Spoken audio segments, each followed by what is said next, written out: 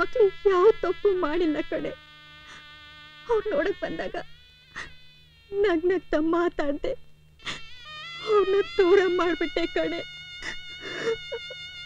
ನಾವೊಂದೇ ಮನೇಲಿರಕ್ಕಾಗ್ತಿದ್ರು ದೂರ ಇದ್ಕೊಂಡು ನಮ್ ಕಷ್ಟ ಸುಖನ ಹಂಚ್ಕೊಂಡು ಸಂಬಂಧನ ಉಳಿಸ್ಕೋಬೋದಾಗಿತ್ತು ಕಡೆ.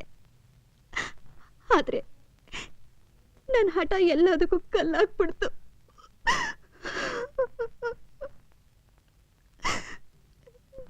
ನೋಡ್ದೇನೆ ನಾನೇನಾದ್ರೂ ಸತ್ತು ಹೋದ್ರೆ ನಾನು ಹೊತ್ತಾಕೋರಿಗೆ ಯಾರು ಇಲ್ಲ.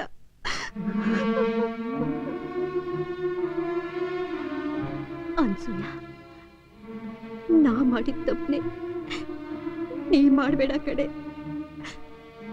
ಒಂದೇ ಮನೇಲಿದ್ದಾಗ ಸಂಸಾರ ಸುಖವಾಗಿರಲ್ಲ ಅನ್ಸುತ್ತೆ. ದೂರ ಇದ್ಕೊಂಡು ಅವ್ರಿಗೆ ಆಶೀರ್ವಾದ ಮಾಡೆ ಸಂಬಂಧನ ಉಳಿಸ್ಕೊಳ್ಳೆ ಅಮ್ಮ. ಆಯಾಸ ಮಾಡ್ಕೋಬೇಡ, ಸುಮ್ಮನೆ ಮಲಗು. ಮತ್ತೆ ನಾನು ನಾಳೆ ಬರ್ತೀನಿ.